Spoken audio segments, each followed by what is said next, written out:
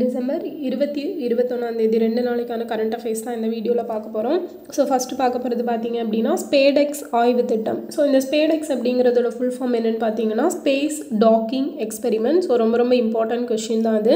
So இது எதற்கான ஒரு திட்டம் அப்படின்னு பார்த்தீங்கன்னா விண்வெளிக்கு மனிதர்களை அனுப்புவதற்கான ஒரு முன்னோட்ட முயற்சி தான் இந்த ஸ்பேடெக்ஸ் அப்படிங்கிறது. ஸோ இதுக்கு கூடயே இஸ்ரோவோட இன்னொரு முயற்சி, ஆக்சுவலாக இது நம்ம இஸ்ரோ தான். ஓகே, ஸோ ககன்யான் திட்டம் இருக்கு இல்லையா, அதோட ஒரு முன்னோட்டம் தான் இந்த ஸ்பேடெக்ஸு.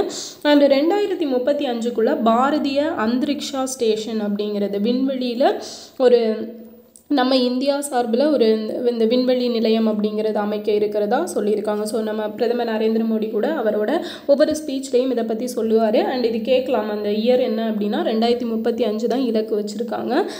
அதே போல் பார்த்தீங்க அப்படின்னா ஸ்பேடெக்ஸ் வேறு என்ன பண்ணுன்னா விண்வெளியில் விண்கலன்களை ஒருங்கிணைக்கும் ஆய்வு பணிகளையும் இந்த ஸ்பேடெக்ஸ் அப்படிங்கிறது பண்ண இருக்குது. ஸோ இது எல்லாமே இந்த ஸ்பேடெக்ஸ் ரிலேட்டடானது. ஸோ நல்லா பார்த்துக்கோங்க. அடுத்தது மக்களை தேடி மருத்துவம் திட்டம். ஸோ இந்த மக்களை தேடி மருத்துவம் திட்டம் அப்படிங்கிறது எப்போ தொடங்கியிருப்பாங்கன்னா ஆகஸ்ட் 5 2021 தொடங்கியிருப்பாங்க. ஸோ இது எதற்கான திட்டம் அப்படின்னு பார்த்தீங்கன்னா இந்த தொற்றா நோய்கள் எல்லாம் இருக்கும் இல்லையா, இந்த சுகர், ப்ரெஷர், ஸோ இந்த மாதிரி நோய்கள் இருக்கிறவங்களுக்கு, வயசானவங்க இருப்பாங்க, ஸோ அவங்களுக்கு வீட்டுக்கே போயிட்டு செக் பண்ணிவிட்டு மாத்திரை அப்படிங்கிறது கொடுக்கக்கூடிய ஒரு திட்டம் தான் இந்த மக்களை தேடி மருத்துவம் அப்படிங்கிறது. ஸோ இப்போ எதற்காக இடம்பெற்றிருக்கு அப்படின்னா இதோட பயனாளிகளோட எண்ணிக்கை 2 கோடியை தொட்டிருக்கு. ஸோ 2 கோடியாவது பயனாளியான சுந்தராம்பாள் அப்படிங்கிறவங்க தான்.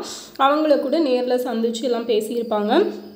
அண்ட் இவங்க எந்த பிளேஸை சேர்ந்தவங்க அப்படின்னு பார்த்தீங்கன்னா ஈரோடு நஞ்சனாபுரம் அப்படிங்கிற பிளேஸை சேர்ந்தவங்க.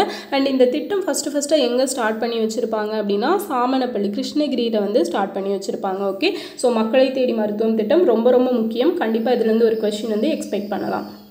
அடுத்தது மேற்கூரை சோலார் நிறுவுதல். ஸோ இந்த ரூஃப் டாப் சோலார் அப்படிங்கிறது நமக்கு 2024 ஃபெப்ரவரியில் ஒரு திட்டம், ஆக்சுவலாக ஜனவரியில் அனௌன்ஸ் பண்ணி ஃபெப்ரவரியில் ஸ்டார்ட் பண்ணியிருப்பாங்க. ஸோ என்ன திட்டம் அப்படின்னா பிரதான் மந்திரி சூர்யா முஃப்த் பிஜ்லி யோஜனா, முஃப்த் கர் பிஜ்லி யோஜனா அப்படிங்கிற ஒரு திட்டம் தான். அண்ட் அதன்படி என்ன அப்படின்னா அந்த 300 யூனிட் மின்சாரம் கூட ஃப்ரீயாக கொடுப்பாங்க அப்படிங்கிறது. ஆக்சுவலாக நம்ம வீடுகளில் இந்த சோலார் அப்படிங்கிறத பொருத்தி அதன் மூலமாக மின்சாரம் தயாரித்து அதையே விநியோகிக்கலாம் அப்படிங்கிற மாதிரியான ஒரு திட்டம் தான் அது. இப்போ இந்த மேற்கூரையில் ரூஃப் டாப்பில் சோலார் நிறுவுறதுல ஃபஸ்ட்டு பிளேஸ் யார் அதிகமான சோலார்களை இது வரைக்கும் நிறுவியிருக்காங்கன்னு பார்த்தீங்கன்னா குஜராத். ஸோ குஜராத் தான் ஃபஸ்ட் பிளேஸில் இருக்காங்க. செகண்ட் பிளேஸில் மகாராஷ்டிரா, தேர்ட் பிளேஸில் உத்தரப்பிரதேஷ் இருக்காங்க. அடுத்தது பங்களார் பாரி அப்படிங்கிற ஒரு திட்டம். ஸோ இந்த திட்டம் எங்கே தொடங்கியிருக்காங்கன்னு பார்த்தீங்கன்னா மேற்கு வங்கத்தில். ஸோ இந்த திட்டத்தோட நோக்கம் என்னென்னா வீடு அற்றவர்களுக்கு வீடு வழங்கக்கூடிய ஒரு திட்டம் தான் இந்த பங்களார் பாரி அப்படிங்கிற திட்டம். ஸோ இது ஜஸ்ட் தெரிஞ்சுக்கோங்க. அடுத்தது இந்தியன் ஆர்மியோட ஏஐ இன்குபேஷன் சென்டர். ஸோ இது எங்கே தொடங்கியிருக்காங்கன்னு பார்த்தீங்கன்னா பெங்களூர். ஸோ ஆர்டிஃபிஷியல் இன்டெலிஜென்ஸ் ரிலேட்டடான ஒரு மையம் அப்படிங்கிறது இது இந்தியன் ஆர்மிக்கு ரொம்பவே ஹெல்ப்ஃபுல்லாக இருக்கக்கூடிய ஒரு இன்குபேஷன் சென்டர் தான். ஸோ பெங்களூரில் ஸ்டார்ட் பண்ணியிருக்காங்க. கங்கை நதி டால்ஃபினின் முதல் செயற்கைக்கோள் குறியிடல். ஸோ இது எங்கே தொடங்கியிருக்காங்கன்னு பார்த்தீங்கன்னா அசாமில் இருக்கிற பிரம்மபுத்திரா நதியில் தான். அங்கே இருக்கிற டால்ஃபின்களுக்கு இந்த ஜிபிஎஸ் ரீடர் மாதிரி சம்திங் அதை அதுக்கு மேலே பொருத்தி ஜஸ்ட் ஒரு மானிட்டர் பண்ணுற மாதிரியான ஒரு விஷயம்தான் இந்த கங்கை நதி டால்ஃபினோட செயற்கைக்கோள் குறியிடல். ஓகேவா, அப்போ ஃபஸ்ட்டாக எங்கே பண்ணியிருக்காங்கன்னா அசாமில், நல்லா ஞாபகம் வச்சுக்கோங்க. ஸோ அசாம் அப்படின்னா நமக்கு காசிரங்கா தேசிய பூங்கா அப்படிங்கிறது ஞாபகம் வந்துடணும். பிரம்மபுத்திரா ஆல்சோ அங்கேயும் பாயுது. ஓகே, அடுத்தது அமெரிக்க கடற்படையின் உயரிய சிவிலியன் விருது. ஸோ இது யாருக்கு வழங்கப்பட்டிருக்குன்னு பார்த்தீங்கன்னா ஆக்டர் டாம் க்ரூஸ் அவர்களுக்கு வழங்கப்பட்டிருக்கு. அதே போல் நைட்வுட் பட்டமான சர். ஸோ சர் அப்படிங்கிற பட்டம் கொடுப்பாங்கல்ல, ஸோ இந்த பட்டம் யாருக்கு கொடுத்துருக்காங்கன்னா கிறிஸ்டோஃபர் நோலன் அப்படிங்கிறவருக்கு கொடுத்துருக்காங்க. So Christopher Nolan last time அந்த ஆஸ்கார் அவார்டு நிறைய ஒரு 7 கேட்டகரிஸில் வின் பண்ணியிருக்கும். என்ன படம் அப்படின்னா ஓப்பன் ஹைமர். ஸோ அந்த படத்தோட டைரக்டர் தான் கிறிஸ்டோஃபர் நோலன் அப்படிங்கிறவர். ஸோ அது மட்டும் இல்லை இன்செப்ஷன், ஸோ இந்த மாதிரி நிறைய மூவிஸ் அவர் டைரக்ட் பண்ணியிருக்காரு. அடுத்தது ராயல் கௌரவ பட்டம் பை பூடான் அரசு. ஸோ ராயல் கௌரவ பட்டம் பூடான் அரசால் யாருக்கு கொடுக்கப்பட்டது அப்படின்னா அருண் கபூர் அப்படிங்கிறவருக்கு கொடுக்கப்பட்டிருக்கு. சர்வதேச மனித ஒற்றுமை தினம் எப்போனா டிசம்பர் 20ஆம் தேதி. ஓகேவா, சர்வதேச மனித ஒற்றுமை தினம். ஸோ தேசிய ஒற்றுமை தினம் எப்போ, தேசிய ஒருமைப்பாட்டு தினம் எப்போ அப்படிங்கிறத கமெண்ட் பண்ணுங்கள். ஸோ அது ரெண்டுமே, தேசிய ஒற்றுமை தினம் யாரோட பிறந்த தினம், தேசிய ஒருமைப்பாட்டு தினம் அப்படிங்கிறது யாரோட பிறந்த தினம் அப்படிங்கிற ரெண்டையுமே சேர்த்து கமெண்டில் சொல்லிடுங்க. அடுத்தது 2025 பேரா அத்லெட்டிக்ஸ் வேர்ல்டு சாம்பியன்ஷிப். ஸோ யார் இதை ஹோஸ்ட் பண்ணுறாங்கன்னு பார்த்தீங்க அப்படின்னா நம்ம நியூ டெல்லி தான் ஹோஸ்ட் பண்ணுறாங்க. ஓகேவா. India's first border solar village. So இந்த சோலார் வில்லேஜ் அப்படிங்கிறது எல்லைப்புறத்தை சேர்ந்த முதல் ஒரு சோலார் கிராமம் எதுன்னு பார்த்தீங்கன்னா மசாலி அப்படிங்கிறது தான். ஸோ இது குஜராத்தில் இருக்குது.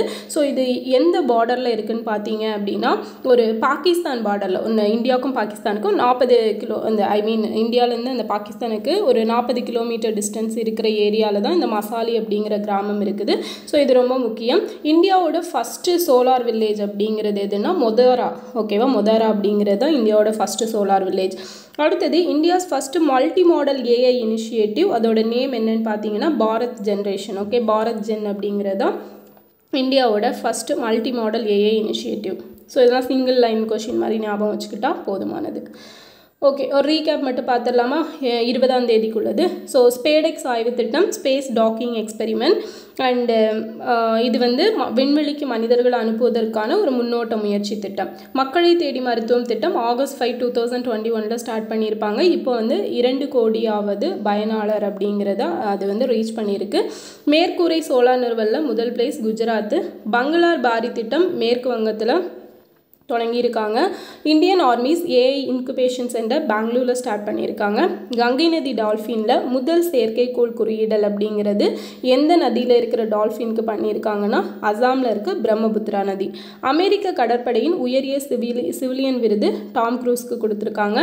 நைட்வுட் பட்டம், சர் அப்படிங்கிற பட்டம் இதில் கொடுப்பாங்க. ஸோ கிறிஸ்டோஃபர் நொலன் அவருக்கு கொடுத்துருக்காங்க. ஓகேவா. ஓகே, ராயல் கௌரவ பட்டம் பை பூடான் அரசு யாருக்குன்னா அருண் கபூர். சர்வதேச மனித ஒற்றுமை தினம் டிசம்பர் 20. 2025ஆம் ஆண்டுக்கான பேரா அத்லெட்டிக்ஸ் வேர்ல்டு சாம்பியன்ஷிப் யார் ஹோஸ்ட் பண்ணுறான்னா நியூ டெல்லி. இந்தியாவோட first border solar village Masali, so குஜராத்தில் இருக்குது. இந்தியாவோட first multi modal AI initiative வந்து பாரத் ஜென். ஓகே, அதோட நேம். ஸோ டிசம்பர் 21ஆம் தேதிக்கான கரண்ட் அஃபேர்ஸ் பார்க்கலாம். ஸோ ஒரே நாடு ஒரே தேர்தல் அப்படிங்கிற இது மசோதா வந்து தாக்கல் பண்ணியிருக்காங்க. இதில் நிறைய கான்ட்ரோவர்சிஸ் போயிட்டுருக்குது இல்லையா. ஸோ இதுக்காக ஒரு குழு வந்து அமைச்சிருக்காங்க, ஒரு கூட்டுக்குழு அப்படிங்கிறத அமைச்சு அதில் ஃபஸ்ட்டு 31 பேர் அந்த குழுவில் இருந்தாங்க. இப்போ 39 பேரை ஆட் பண்ணியிருக்காங்க. ஸோ அந்த 39 பேர் கொண்ட குழு வந்து இதை பற்றி ஏதாவது அந்த ஓகேவா என்ன அப்படிங்கிறது மாதிரியெல்லாம் சொல்லுவாங்க. ஓகே, ஸோ இதில் வந்து யார் தலைவராக நியமிச்சிருக்காங்க அப்படின்னா பிபி சௌத்ரி அப்படிங்கிறவரை தலைவராக நியமிச்சிருக்காங்க. ஸோ இவர் யார் நியமனம் பண்ணதுன்னு பார்த்தீங்கன்னா சபாநாயகர் தான் நியமனம் பண்ணியிருக்காங்க.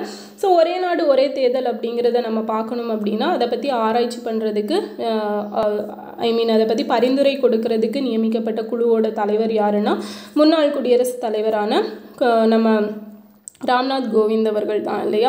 ஸோ அவர் வந்து பரிந்துரைகள் அப்படிங்கிறது கொடுத்துருப்பாங்க. நிறைய ஆர்டிகல்ஸ் எல்லாம் சேஞ்ச் பண்ணணும் அப்படிங்கிற மாதிரி சொல்லியிருப்பாங்க. அது மட்டும் இல்லாமல் 5 years ஒன்ஸ் வந்து எல்லாருக்குமே காமனாக எலெக்ஷன்ஸ் அப்படிங்கிறது இந்தியா ஃபுல்லாக வச்சுக்கலாம். அண்ட் அந்த எலெக்ஷன் இப்போ பாராளுமன்றம் சட்டமன்றம் எலெக்ஷன் முடிஞ்சு 100 daysக்குள்ளே உள்ளாட்சி தேர்தல்கள் அப்படிங்கிறது நடத்தி முடிக்கணும் அப்படிங்கிற மாதிரி சொல்லியிருப்பாங்க. ஸோ இடைத்தேர்தல் அப்படிங்கிறது இப்போ ஒரு பிளேஸில் 2 yearsல ஒருத்தர் இறந்துட்டார், இன்னும் 3 years டென்யூர் அந்த பிளேஸ்க்கு இருக்குது அப்படின்னா அந்த 3 yearsக்கு மட்டும்தான் எலெக்ஷன் அப்படிங்கிறது கண்டக்ட் பண்ணும். ஸோ 3 years கம்ப்ளீட் ஆனதும் அகெயின் 5 yearsக்கான ஒரே நாடு ஒரே தேர்தல் ஒரே டைமில் நடக்கிற எலெக்ஷன் அப்படிங்கிறது கண்டக்ட் பண்ணும் அப்படிங்கிறது மாதிரியான பரிந்துரைகள் எல்லாம் கொடுக்கப்பட்டிருக்கும். ஓகேவா. ஸோ அடுத்தது பார்த்தீங்க அப்படின்னா ஸ்டாச்சு ஆஃப் விஸ்டம். ஸோ பேரறிவின் சிலை அப்படிங்கிறது எது அப்படின்னா கன்னியாகுமரியில் இருக்கிற திருவள்ளுவர் சிலை.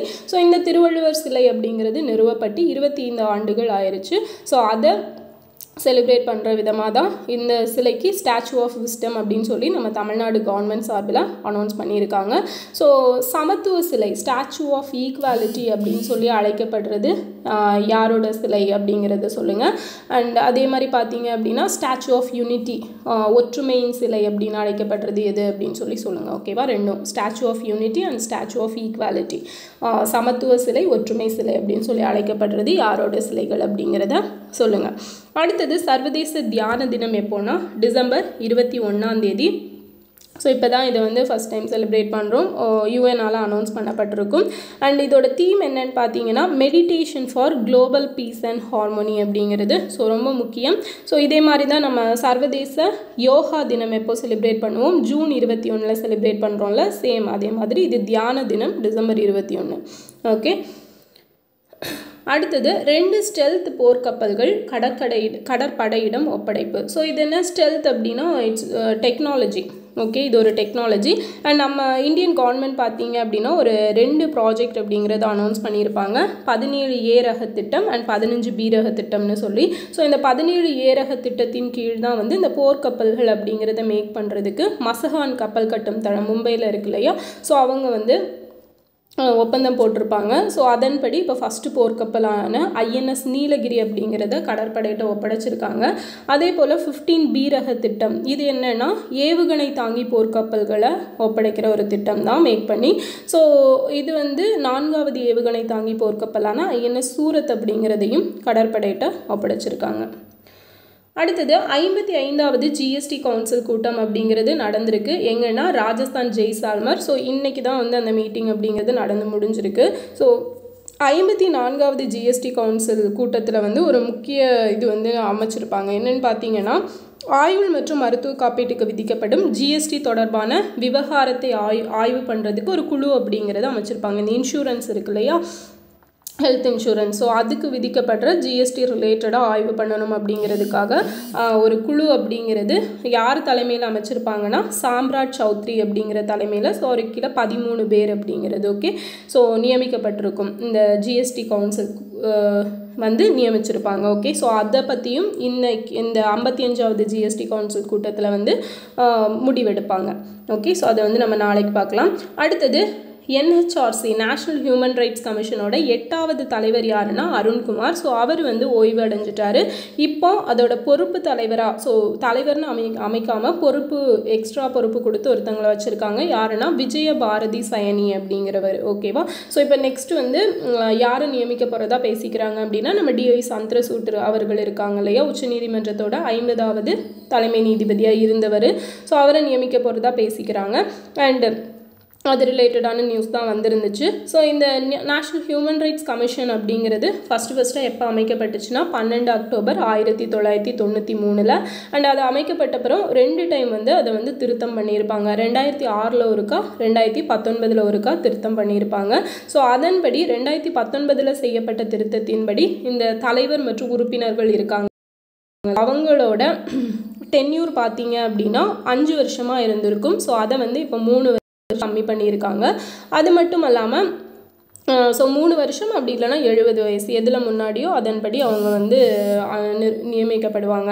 ஸோ அதே போல் பார்த்தீங்க அப்படின்னா அவங்க ரீஅப்பாயின்மெண்ட் மறு நியமனம் பண்ணுறதுக்கு தகுதி உடையவங்க தான் யாருன்னா இந்த நேஷ்னல் ஹியூமன் ரைட்ஸ் கமிஷன் தலைவரை பொறுத்த வரைக்கும். ஸோ இந்த தலைவரை வந்து யார் செலக்ட் பண்ணுறாங்கன்னு பார்த்தீங்கன்னா ஒரு 6 பேர் கொண்ட தேர்வுக்குழு செலக்ட் பண்ணுவாங்க. அதில் யார் யார் இருக்காங்கன்னா பிரதம மந்திரி, உள்துறை அமைச்சர், மக்களவை தலைவர், மக்களவை எதிர்க்கட்சி தலைவர், மாநிலங்களவை எதிர்க்கட்சி தலைவர், மாநிலங்களவையோட துணை தலைவர். ஸோ இவங்க 6 பேரும் கொண்ட குழு தான் வந்து இந்த தலைவரை தேர்வு பண்ணுவாங்க. அண்ட் இன்னொன்று பார்த்தீங்க அப்படின்னா நேஷ்னல் ஹியூமன் ரைட்ஸ் கமிஷனோட தலைவரெல்லாம் எலிஜிபிள் டு ரீஅப்பாயின்மெண்ட்டுன்னு சொன்னேன். பட் இந்த மத்திய தகவல் ஆணையம், மாநில தகவல் ஆணையம் இருக்கு இல்லையா, ஸோ அவங்களுக்குமே வந்து அந்த சட்டத்துலேயுமே 2019 ஒரு திருத்தம் அப்படிங்கிறது கொண்டு வந்திருப்பாங்க. ஸோ அந்த திருத்தத்தில் அதில் வந்து பார்த்தீங்க அப்படின்னா ஸோ அவங்களுக்கும் ஏஜ் அப்படிங்கிறது சென்ட்ரல் கவர்மெண்ட் என்ன சொல்கிறாங்களோ அதை பொறுத்து அப்படிங்கிற மாதிரி கொண்டு வந்திருப்பாங்க. ஸோ அந்த தலைவர்கள் வந்து மறு நியமனத்துக்கு தகுதி அற்றவர்கள். ஓகே, ஸோ அது வந்து ஒரு இம்பார்ட்டண்டான டேட்டா, நல்லா நோட் பண்ணிக்கணும். மத்திய தகவல் ஆணையர்கள் எல்லாம் வந்து மறு நியமனத்துக்கு தகுதியற்றவர்கள். ஓகேவா, நெக்ஸ்ட் பார்த்தீங்க அப்படின்னா 100 K9 வஜ்ரா பீரங்கி. ஸோ இதை வந்து L&T நிறுவனம் வந்து மேக் பண்ணுறாங்க. ஓகேவா, யாருக்காக அப்படின்னா இந்தியன் மிலிட்ரிக்காக மேக் பண்ணுறாங்க. அடுத்தது yoga policy. So first state இந்த யோகா பாலிசி கொண்டு வந்தது யாருன்னா உத்தரகாண்ட் தான். So yoga capital of world, உலகத்தின் யோகா தலைநகரம் அப்படின்னு அழைக்கப்படுற பிளேஸ் எது அப்படின்னு பார்த்தீங்கன்னா ரிஷிகேஷ்.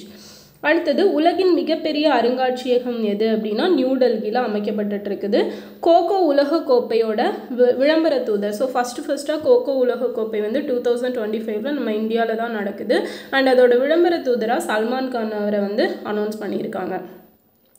அடுத்தது கேன்சருக்கான வேக்சின் அப்படிங்கிறத யார் கண்டுபிடிச்சிருக்காங்கன்னு பார்த்தீங்கன்னா ரஷ்யா. ஸோ இது வந்து mRNA பேஸ் பண்ண ஒரு வேக்சின் தான். mRNA அப்படிங்கிறது messenger ribo nucleic acid.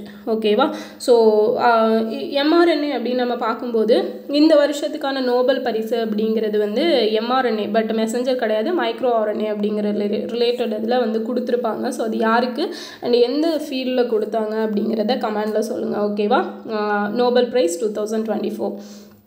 Okay, so இந்த ரஷ்யா கண்டுபிடிச்சிருக்கிற இந்த கேன்சர் வேக்சின் வந்து கூடிய விரைவில் மக்களுக்கு வந்து இலவசமாகவே கொடுக்கப்பட இருக்குதுன்னு சொல்லியிருக்காங்க. உலகின் மிக நீளமான விண்வெளி நடையை எந்த நாட்டில் விண்வெளி வீரர்கள் மேற்கொண்டனர் அப்படின்னா சைனாவில். ஸோ 9 ஹார்ஸ் அப்படிங்கிறது, இதுக்கு முன்னாடி USA வந்து 8 மணி நேரம் 58 நிமிடங்கள் அந்த மாதிரி ஏதோ நடந்திருப்பாங்க. ஸோ சீனா வந்து 9 மணி நேரம் நடந்திருக்காங்க. அடுத்தது பிரிங் இட் ஆன் அப்படிங்கிற ஆட்டோபயோகிராஃபி. ஸோ இது யாரோடது அப்படின்னு பார்த்தீங்கன்னா தீபா மாலிக்கோடது. தீபா மாலிக் அப்படிங்கிறவங்க பாராலிம்பிக் வீராங்கனை. இவங்க வந்து 2016 பாராலிம்பிக்கில் வந்து மெடல் எல்லாம் வின் பண்ணியிருப்பாங்க. ஸோ இவங்களுக்கு 2019 மேஜர் தியான்சந்த் கேல் ரத்னா விருது அப்படிங்கிறதும் கொடுக்கப்பட்டிருக்கும். ஸோ அன்பிரேக்கபிள் அப்படிங்கிறது மேரிகோம் அவர்களோட ஆட்டோபயோகிராஃபி. ஏஸ் அகெயின்ஸ்ட் ஆட்ஸ் அப்படிங்கிறது சானியா மிர்சாவோட ஆட்டோபயோகிராஃபி. கோல்டன் கேர்ள் அப்படிங்கிறது PT உஷா அவர்களோட ஆட்டோபயோகிராஃபி. அடுத்தது உலக பாரா தடகள சாம்பியன்ஷிப் 2025. ஸோ இது எங்கே நடக்குது அப்படின்னா நியூ டெல்லியில் தான் நடக்க இருக்குது. அடுத்தது சஷாத்ரா சீமா பால் எழுச்சி தினம் எப்போனா டிசம்பர் 20. ஸோ 1963 தான் இந்த சஷாத்ரா சீமா பால் அப்படிங்கிறத ஸ்டார்ட் பண்ணியிருப்பாங்க. ஆக்சுவலாக இது வந்து எதற்கானது அப்படின்னா இந்தியா நேபாள் அண்ட் இந்தியா பூட்டானுக்கு இடையில பார்டர், அது வந்து அந்த செக்யூரிட்டி ஃபோர்ஸோட நேம் தான் சஷாத்ரா சீமா பால். ஸோ இது கேட்கலாம், ஸோ இவங்க வந்து எந்த ரீஜியனில் இருப்பாங்க அப்படின்னா India Nepal and India Bhutan. ஓகேவா, அடுத்தது வேர்ல்டு சாரி டே எப்போனா டிசம்பர் 21. 2020 இந்த தினம் அப்படிங்கிறது கொண்டாடப்பட்டு இருக்கு. ஓகே, ஸோ ஒரு சின்ன ரீகேப் பார்த்துடலாமா. 21 ஒரே நாடு ஒரே தேர்தல் மசோதாவில் கூட்டுக்குழு தலைவராக நியமிக்கப்பட்டிருக்கிறவர் PP Chaudhary. Statue of wisdom அப்படிங்கிறது திருவள்ளுவர் சிலைக்கு, கன்னியாகுமரியில் இருக்கிற திருவள்ளுவர் சிலைக்கு அந்த பேர் வச்சுருக்காங்க. சர்வதேச தியான தினம் December 21.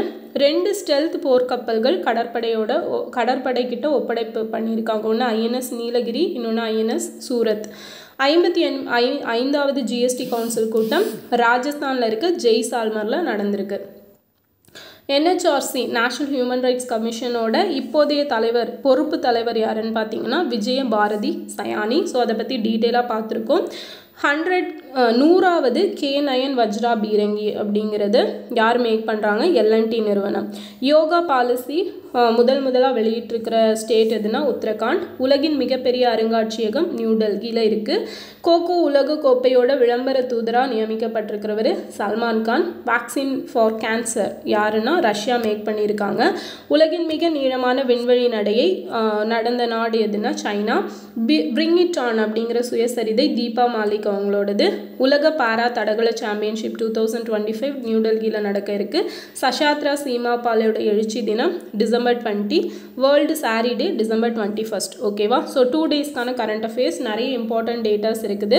So daily current affairs போட சொல்லியிருந்தீங்க, நேற்று கொஞ்சம் ஒர்க் இருந்தனால போட முடியல. ஸோ கண்டிப்பாக டெய்லி கரண்ட் அஃபேர்ஸ் அப்படிங்கிறது கொடுத்துருவேன். ஓகேவா, ஸோ முடிஞ்சால் கொடுத்துருவேன். சப்போஸ் ஏதாவது ஒர்க் இருந்துச்சு அப்படின்னா மட்டும்தான் கொடுக்க முடியாது. ஓகே, ஸோ அதே மாதிரி கொஞ்சமாக இருந்தாலும் டெய்லி கரண்ட் அஃபேர்ஸ் கொடுக்க சொல்லியிருந்தீங்க. ஓகே, கொடுக்குறேன். கேட்ட கொஷின்ஸ்க்கெல்லாம் மறக்காமல் ஆன்சர் பண்ணிடுங்க. நெக்ஸ்ட் வீடியோவில் பார்க்கலாம். தேங்க்யூ.